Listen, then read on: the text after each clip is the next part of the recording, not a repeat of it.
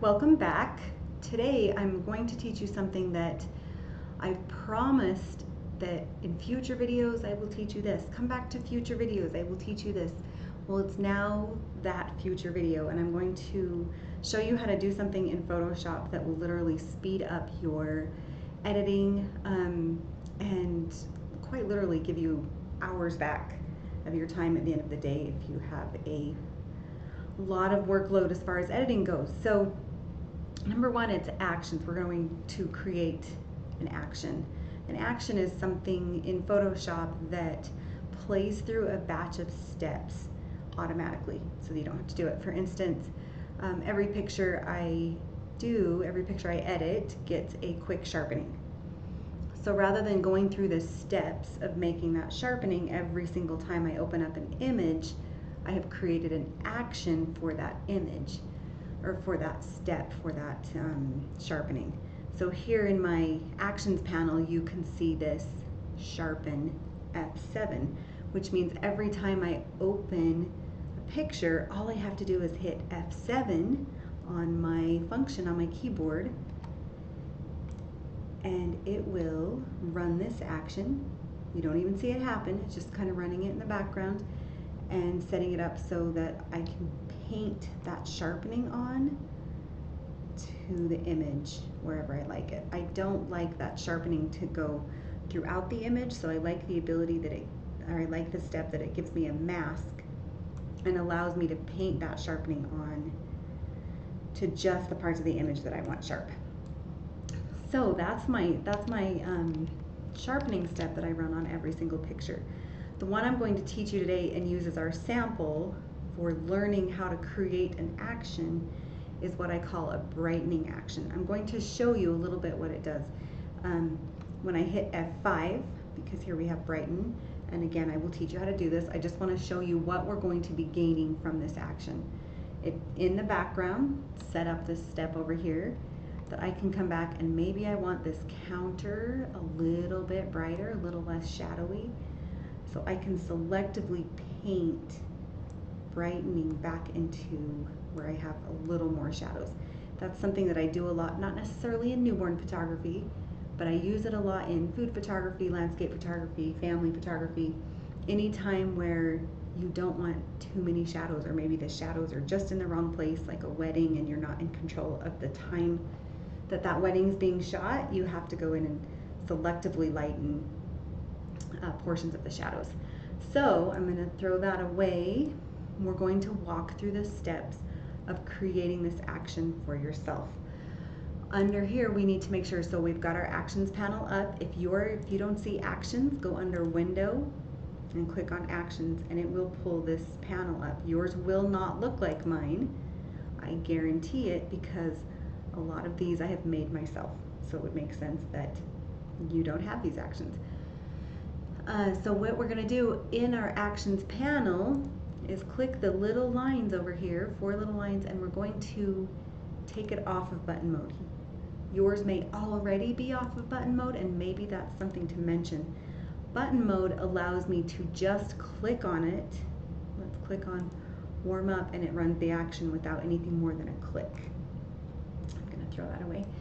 Outside of button mode, you can kind of see the steps that it's having you do, but when you want to play it, you have to click on it and then come down here to the play button. It does the same thing, it's just one more step. And I used to think, what's one more step? But when you're editing hundreds of pictures a day, one more step really does make a difference. So to create an action, we need to be in this non-button mode panel of the actions panel. So we're going to see down here at the bottom a couple thumbnails, or a couple little symbols, the stop sign, pause, play, new folder, new action, and the garbage can. So of course we're going to make a new action. I'm going to minimize this. I want it to be under this color correction folder, so I need to make sure I'm clicked here. And we're going to click on the new button and we're going to give it a name. So because I already have a brighten, I'm going to call this brighten test. And it's going to be under our color correction set. Now, when I talked about being able to hit F5 to run this action, that is selected here. I'm going to leave it blank for this sample just because I don't want to reset where my actual brighten is, but this is where you would select it. You can also choose, if there's a F5 already picked, it will tell you we're going to set Shift F5. So that allows you F1 through F12 and a Shift and a Control. So I believe if I counted right, that's 36 quick keys you can have set up for your actions. So that's pretty good. You can also color it if you want it to stand out so that the first thing you can see when you glance at your actions is that one action that maybe you use a lot. So then we're going to hit record. It is now, we can see down here, recording. I called that the pause button before, I apologize. That is obviously the record button. So we can now see we're recording. It's going to record anything I do from this point on. So we need to remember that anything you do will be recorded onto this action. So what we're going to do is we're going to go to the curves panel or the curves adjustment layer and click on that, and it's going to pull up our curves. We're not going to make any changes in this curves panel. Down here in our layers panel, we're going to scroll down. Look, if you glance through those, we're going to scroll down to screen. Now it's brighter. However, we don't want this bright for our entire image, so that's where our mask comes into play.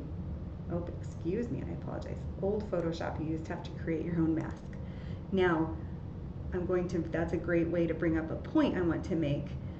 So we have here our brighten test over here in our layer or actions panel.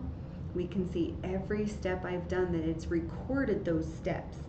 So we made an adjustment layer. If we do this, we can see that we made a curves adjustment layer. We didn't set any presets. It was our current layer, which means that's the layer that's selected.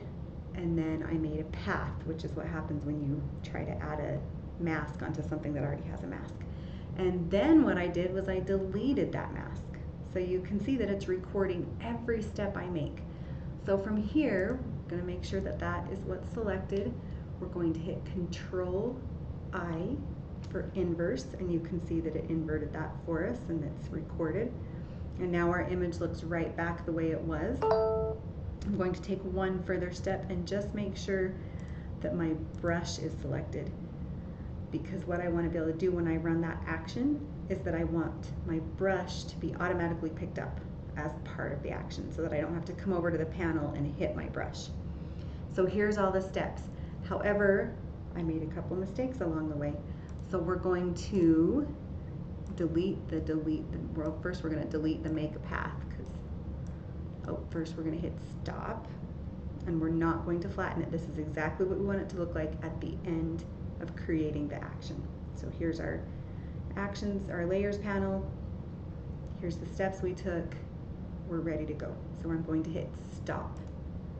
Now is where I can take my make path and throw that away, and the delete vector mask, and I can throw that away. And then I can select spot healing brush and throw that away, and now everything I need here is set up and ready to go. So let's see if it worked. We're going to throw away that one.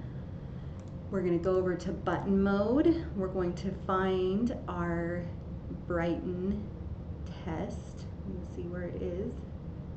Right here, and we're going to click it.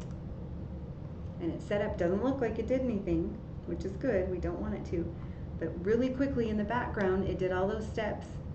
And if I paint in the brightness, obviously I'm being a little exaggerated on where I want it painted, so let's Control Z and Control Z again. I just want it back into here. So there we go, that's how you make an action. Simple, easy, very, very important for a lot of people who do a lot of editing. Actions are life-saving. You can purchase actions online, just Google free actions for Photoshop, or if you're willing to pay for some really good ones, Google actions for Photoshop and they'll pull up some paid ones as well. If you like what we taught or what I taught you today, I say we like there's a group of people in here, but it's just me in my office today. If you like what was taught today, please follow our YouTube channel. Click on the little bell so that you get notifications when we introduce new videos. And leave a comment if you have future videos you would like us to cover. If you're curious about some of the actions I have here, the ones with function keys are ones that I use on almost every single image, most specifically on newborn images. So if you've got any questions or you want us to cover some of these other actions we've got going on here, drop me a comment below. Also, please go to https://babyphotoacademy.com and sign up for our mailing list so that you can be notified when our courses are going live. We're looking at probably a month from now being live and ready to launch our Baby Photo Academy course. So again, babyphotoacademy.com will take you to that course. Thanks for listening.